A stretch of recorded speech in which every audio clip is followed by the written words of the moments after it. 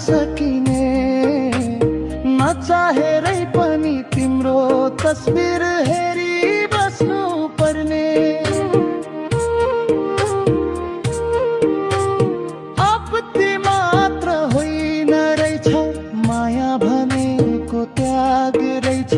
नपाउनुमै सायद कतै अमर हुने सुहाग रहेछ। जलेर खरानी भइसक्यो सपनाको महल यहाँ, तिमी बिनाको यो सास अब चल्छ र भन कहाँ।